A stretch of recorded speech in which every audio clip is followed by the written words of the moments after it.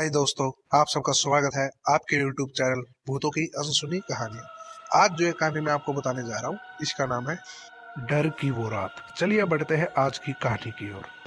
मैं राजस्थान के एक छोटे से गांव में रहता हूँ और खेतीबाड़ी करके अपने परिवार को पालता हूँ। मेरा खेत मेरे गांव से तकरीबन 5 किलोमीटर दूर है। अक्सर मैं रात में खेत में बने कमरे में रुक जाया करता था। एक रात मैं खेत में ही था क्योंकि रात को फसल को पानी देना था, तो वही रुक गया था। पर उस दिन ना जाने मेरे मन में क्यों आया कि मुझे घर जाने के बारे में सोचा। रात के 2:30 बज चुके थे और जो मेरे घर के रास्ते में एक ऐसी भी जगह थी जो बहुत ही ज्यादा बदनाम थी।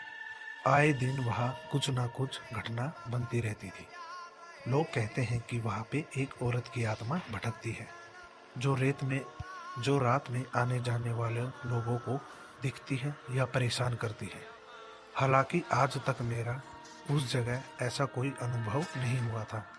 सो मैं निश्चित था, पर जरूरी नहीं है जो कभी नहीं हुआ वो कभी ना हो। बस मैं उस मोड़ पर दाखिल हुआ। मैं अपनी साइकिल से जा रहा था। आसपास सिर्फ झाड़ियां थी और अंधेरा तो इतना था कि 5 कदम दूर वाला आदमी भी साफ ना दिखाई दे तो भी ना दिखे। घंघोर अंधेरे में मैं अपनी साइकिल ले जा रहा था।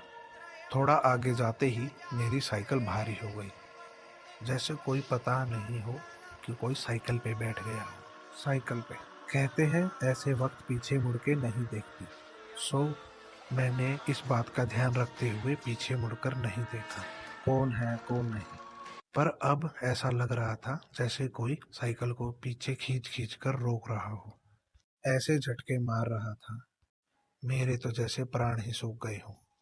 मैं समझ चुका था कि वह और कोई नहीं, वह उस औरत की आत्मा है। पीछे मुड़ के देखने की तो मुझ में हिम्मत ही नहीं थी। पता नहीं कौन सा रूप हो उसका। इसीलिए मैं अपनी साइकिल से उतर गया और चलते हुए साइकिल को आगे लेकर बढ़ा। पर अब साइकिल फिर भारी हो गई, मानो वो फिर साइकिल की पिछली सीट पर बैठ गई हो। मैंने अब साइकिल को छोड़ देना ही मुनाफी समझा और मैं साइकिल वही पटक कर तेज चलने लगा। थोड़ा चलते ही जैसे मेरी साइकिल जैसे बड़ी ताकत से उठाकर फेंकी हो, ऐसे मेरे आगे आकर पड़ी और धीरे धीरे हंसने की आवाज आने लगी। और एकदम से हंसना बंद कर वह अपनी भारी आवाज में बोली, अपनी साइकिल तो लेता जा मंजूलाल। अपना नाम सुनकर मैं तो डर के साथ अचंभे में पड़ गया और इतना सुनते ही मैं अपना पूरा जोर लगाकर दौड़ने लगा। ऐसा महसूस हो रहा था जैसे कि मेरे ठीक पीछे वो दौड़ रही हो। पर मैंने अब भी पीछे मुड़कर नहीं देखा। पर मैं ज्यादा देर तक खुद को रोक ना पाया और आगे जाकर मैंने पीछे मुड़कर देख ही लिया। अंधेरे की वजह से मैं ठीक से तो ना देख पाया, पर अच्छे खासे ढील ढोल वाली और बिखरे बालों वाली डरावनी चुड़ैल जैसी लग रही थी। उसके आंखों की सफेदी दूर से ही दिख रही थी। अब वो धीरे धीरे मेरी तरफ बढ़ रही थी। उसकी चाल बहुत ज्यादा डरावनी थी। इतना देखते ही मैं और जोर लगाकर दौड़ा। मेरा घर आ ही गया था।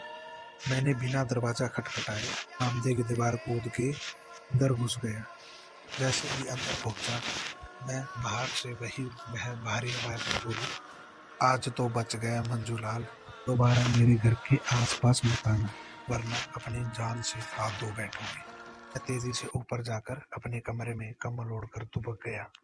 मुझे तेज बुखार आ गया था और मैं डर के मारे बहुत ज्यादा कांप रहा था। मैं पूरी रात यही सोच में जागता रहा। 1-2 दिन बाद मेरा स्वास्थ्य थोड़ा ठीक हुआ। मैंने गांव के लोगों को यह सब बात बताई। तब जानने को यह मिला कि यह मेरे साथ यह घटना बनी। वहाँ काफी साल पहले 2 घर हुआ करते थे। एक घर में यह औरत अपने बच्चे के साथ रहती थी और पड़ोस में पूरा परिवार रहता था। दोनों घरों में बहुत ज्यादा झगड़े हुआ करते थे। वो ये चाहते थे कि ये औरत अपना घर उन पड़ोसियों को बेच दे। इसीलिए वो इस औरत को बार बार बहुत ज़्यादा परेशान करते थे। काफ़ी बाहुबली लोग थे वो लोग, इसीलिए कोई उस औरत की मदद करने से भी डरता था। एक दिन इस औरत की और उसके बच्चे की सर काट कर किसी ने हत्या कर दी। कोई सबूत ना मिलने की वजह से किसी का नाम भी सामने नहीं आया। तब से इस औरत की आत्मा यहाँ भटक रही है। पड़ोस वाले भी कुछ दिन बाद यह घर छोड़कर चले गई, शहर चले गए और दोनों घर तुड़वा दिए, ये सोचकर कि उस औरत की आत्मा चली जाएगी। पर ऐसा कुछ ना हुआ। कई सालों बाद आज भी वह औरत की आत्मा आज भी वही भटकती है और आज भी उस जगह को अपना घर मानती है। पर कोई रात को उस जगह से निकले तो जो मेरे साथ हुआ वह और लोगों के साथ भी होता है। उस दिन के बाद मैं कभी भी उस रास्ते से कभी भी नहीं निकला। हालांकि कभी कभी दिन में वहां से जाते हुए एक सिरन सी शरीर में दौड़ जाती है। तो वो औरत आज भी अपने और अपने बच्चे का सर काटने वाले का इंतजार कर रही है। और ऐसी